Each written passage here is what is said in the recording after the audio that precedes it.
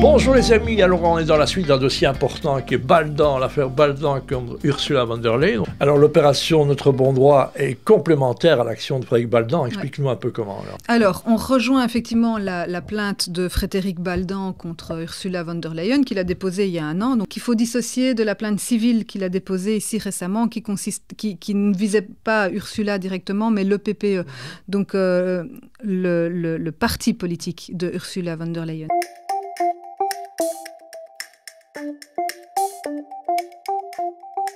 Donc une plainte pour corruption, prise illégale d'intérêt, destruction de documents administratifs, ça c'est les fameux SMS. Un manque de transparence totale. Et le manque de transparence totale et le fait qu'elle a été négociée toute seule les contrats avec le CEO de Pfizer, alors c'est vrai que la Commission européenne était mandatée pour négocier ces contrats, mais Madame Ursula von der Leyen n'est pas à la Commission, donc quelque part elle est passée au-dessus de la cellule qui devait négocier. Et donc on rejoint la plainte à la fois en tant que ASBL et on a aussi décidé de coordonner les personnes qui voudraient rejoindre cette plainte pour faciliter le travail de la justice. Et ça nous est apparu vraiment important quand on a entendu un des arguments de la défense lors d'une des audiences de Frédéric Baldan, puisque la défense a prétendu qu'en fait il n'y avait pas réellement de préjudice, puisque le préjudice était porté sur un grand nombre de personnes.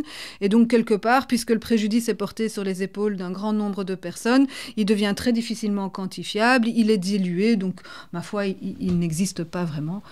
Une première procédure au mois de mai, où tous les avocats de la commission de Pfizer étaient là, espéraient balayer d'un revers de la main, ce qui n'est pas le cas. Donc le 6 décembre, tu espères être le père Fouettard le 6 décembre chez nous. Tout à fait. Il y a Baldan qui a porté plainte à titre individuel avec Maître Prota. Il y a Florent Philippot qui a ramené, mais ce ne sont pas des plaintes. C'est ça? Il a ramené 600 témoignages, voilà, effectivement. On était avec lui, vous pouvez revoir la vidéo, et lui se porte lui-même partie civile, il sera le propre avocat.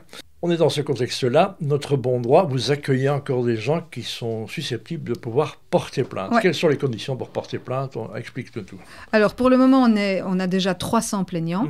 J'espère vraiment qu'on va réussir à doubler, c'est mon minimum, j'espère vraiment qu'on va réussir à doubler ce nombre de plaignants et arriver à 600. J'aimerais bien le millier, je trouve que 1000, j'avais dit 5000, mais là, c'est vraiment beaucoup, ne fût-ce qu'en termes logistiques. Mais entre 600 et 1000 plaignants, ce serait l'idée. On a encore jusqu'à cet automne. Et alors, donc, pour être plaignant, il suffit d'être belge ou résider en Belgique. Les personnes qui nous ont rejoints représentent l'entièreté de la population belge. Il n'y a pas de critères spécifiques. On a des très jeunes, on a des jeunes gens qui ont 18 ans aujourd'hui, donc ça veut dire qu'à l'époque des faits, ils en avaient 13, 14, et qui se sont portés partie civile parce qu'ils se souviennent qu'on les a mis sous pression, ces tout jeunes ados, on les a empêchés d'aller dans leur club de sport, on les a empêchés d'aller au cinéma. On a des jeunes gens entre 24 et 25 ans aujourd'hui qui étaient à l'université, qui se souviennent que de la même façon, on les a mis sous pression pour obtenir d'eux une vaccination qu'ils n'avaient pas spécifiquement envie de faire. Ensuite, on a toutes les tranches d'âge qui sont représentées, on a toutes les classes sociales qui sont représentées, les pensionnés, les indépendants. Il y a des personnes morales aussi, il y a des sociétés qui sont... Non, pas les sociétés. Ça, tu n'acceptes pas? Il faut avoir une raison d'agir. L'ORECA pourrait le faire, mais ça devient un peu plus compliqué à gérer parce que ça veut dire que je dois demander les statuts de la société, que l'avocat doit vérifier que dans les statuts de la société, il y a un intérêt à agir. Donc là, pour le moment, je ne prends que les personnes civiles, les personnalités civiles, vaccinées, non vaccinées. C'est bien la preuve qu'en fait, toutes les personnes qui nous rejoignent vont au-delà de ce clivage de la société qui a été quelque part mis en place par les autorités, vaccinées, non vaccinées. Les personnes sont vaccinées ou pas vaccinées, elles sont toutes unies dans cette volonté de faire toute la clarté sur la façon dont les contrats vaccins ont été établis. Parce que cette opacité, c'est un coup de couteau, encore une fois, dans l'état de droit, parce que les citoyens ne savent pas vérifier comment les hauts fonctionnaires administrent en leur nom des grands machins.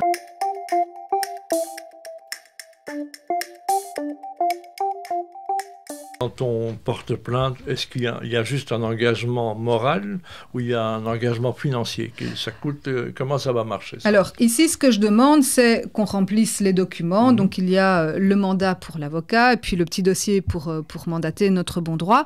Et ensuite, comme à notre habitude, on demande que les gens qui participent fassent un petit don. Mais ce don est laissé à complète discrétion, de façon à pouvoir mutualiser les efforts. Les gens qui savent mettre 50, 100 euros, sont les bienvenus. Et ils aident les pensionnés ou les chômeurs qui ont plus de difficultés à faire valoir leurs droits et qui vont mettre peut-être que 5 ou 10 euros. Et donc, la participation financière... C'est pas un frein, ça. C'est pas un frein. Et la participation financière est laissée à la libre interprétation de chacun et à la libre possibilité aujourd'hui et demain. Mais effectivement, j'ai besoin de dons parce que voilà, le travail de notre bon droit reste parfaitement bénévole.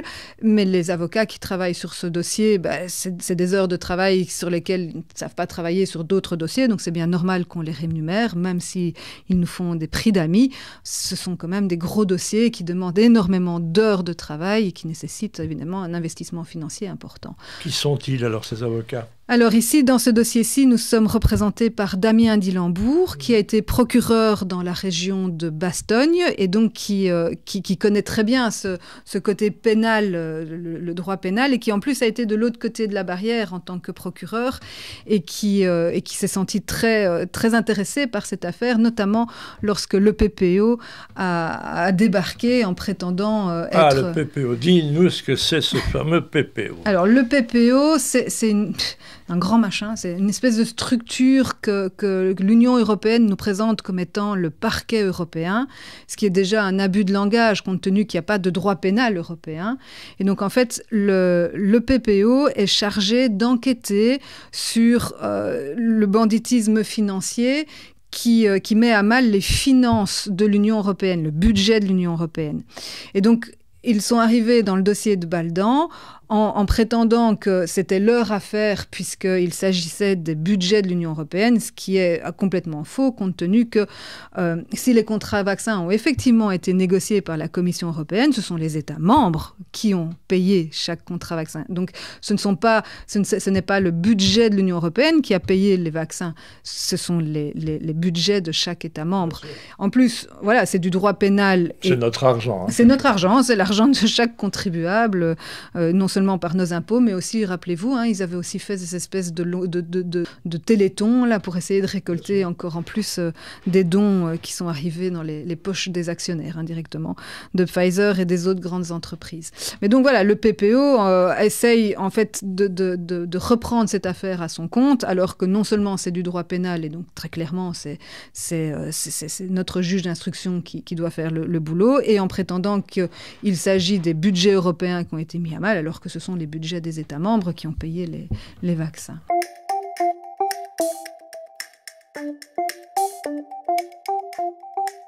Moi, non seulement j'espère qu'on fasse toute la lumière sur la façon dont les contrats ont été négociés, non seulement, mais parce que nous sommes tous préjudiciés par la corruption, c'est évident, mais on a aussi dans nos plaignants, nous avons aussi des personnes qui ont fait le choix de la vaccination, que ce soit un choix contraint ou un choix volontaire, et qui aujourd'hui sont victimes d'effets secondaires. Alors des victimes qui soit ont été reconnues, c'est écrit dans leur dossier, soit ont les plus grosses difficultés du monde à être reconnues comme étant victimes de la vaccination. Et ce sont des personnes qui, évidemment, s'inquiètent au même titre que les victimes de grosses affaires comme la thalidomide, sur les effets que cette gestion opaque de la sortie de crise Covid, qui était tout vaccin, va avoir sur la santé publique à long terme. Et donc j'espère qu'on va pouvoir envoyer un message clair aux institutions européennes et leur envoyer le message qui consiste à dire que les citoyens européens continuent à être intéressés par la démocratie, par l'état de droit, et qu'on va continuer à surveiller les fonctionnaires européens qui travaillent finalement pour nous et qui sont priés de le faire avec le plus grand éthique et la plus grande déontologie. La démocratie marche par le nombre, hein, donc tu fais appel au plus grand nombre de porter plainte avec toi. Je rappelle que la Hongrie et la Pologne, c'est 2 États qui sont aussi portés partie civile, donc ça commence à être important. On a peur évidemment de l'immunité d'Ursula von der Leyen, qui va être probablement, malheureusement ou heureusement, selon les points de vue élus. Qu'est-ce que tu as envie de dire? Il y a une caméra qui est là. Qu'est-ce que tu as envie de dire aux gens qui nous regardent en disant l'avenir, ça vous concerne, vous pouvez faire quelque chose? Oui, c'est ça.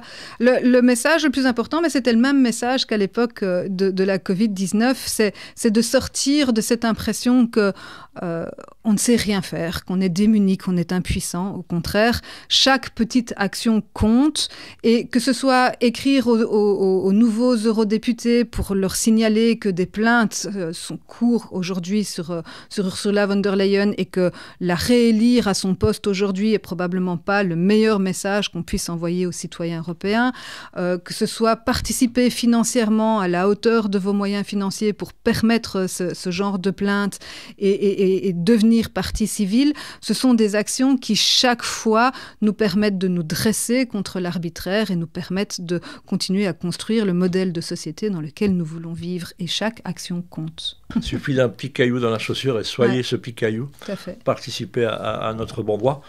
En même temps, vous pouvez donner un petit peu d'argent si on en a besoin. Absolument. Aussi. Et là, on soutient. Donc, on va évidemment suivre de très très près. Et vous êtes nombreux à nous suivre. Merci cette affaire Baldan. Et on doit rendre hommage quand même à Frédéric Baldan. Merci tout le monde. Et c'est ensemble qu'on va y arriver.